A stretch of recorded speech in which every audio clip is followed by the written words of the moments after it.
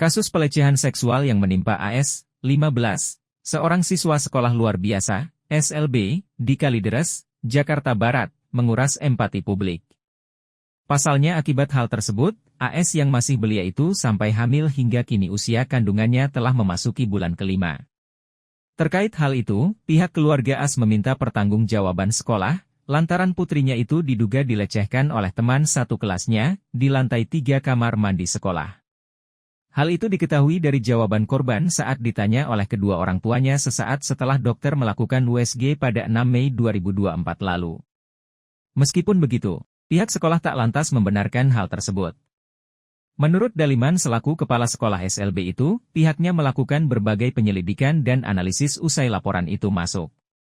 Saat ditelusuri, Daliman meyakini jika kemungkinan kecil aksi pelecehan itu terjadi di sekolah, apalagi oleh temannya sendiri yang sama-sama masih di bawah umur.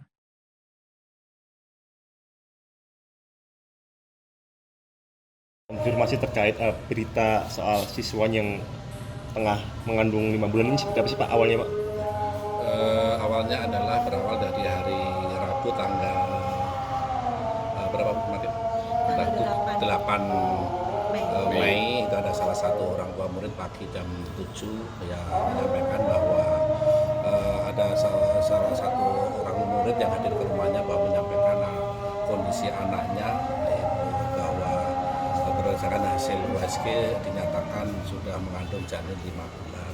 Kemudian sambil menunggu itu pukul 10 salah satu orang tua murid yang mediasi ingin bertemu dengan kami hadir bersama kedua orang tuanya. Kemudian orang tua menyampaikan bahwa kondisi anaknya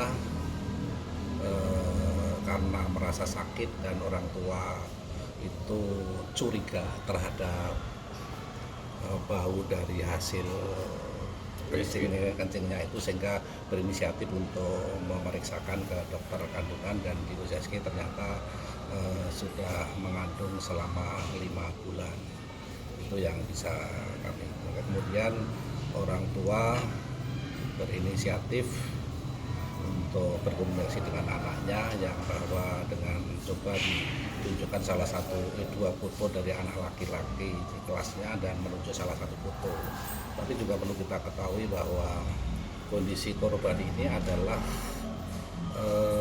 peserta didik berkebutuhan khusus dengan mengalami hambatan pendengaran dari segi fisik. Selain itu juga mengalami hambatan intelektual dari segi kecerdasan sehingga bisa dikatakan ini adalah double handicap.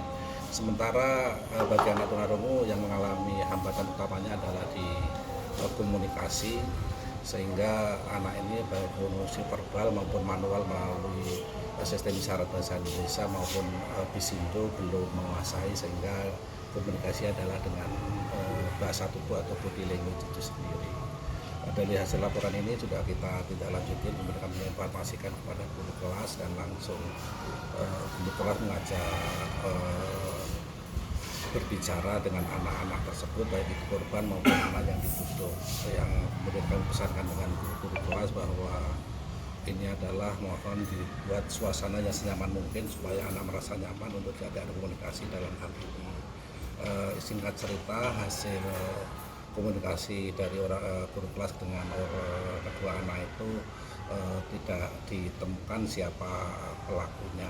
Dari ini di hari Rabu, kemudian akhirnya kami sepakat bahwa untuk Rabu berikutnya di tanggal 15 ya tadi kalau 8 tambah 7 ya 15 kita bertemu lagi dengan kita berkoordinasi secara intern di dalam sekolah yang intinya informasi terkait hal ini saya menyampaikan menginformasikan kepada seluruh warga sekolah bahwa salah satu peserta didik kita ada dalam diangkat korban untuk pelecehan seksual sampai hamil 5 bulan yang intinya karena ini bagi orang tua mungkin juga aib, bagi sekolah aib itu mencoba menutupi dengan mencoba untuk menyelesaikan secara internal dan kita sepakat dengan teman-teman baik itu PTK bahwa informasi ini tidak akan kita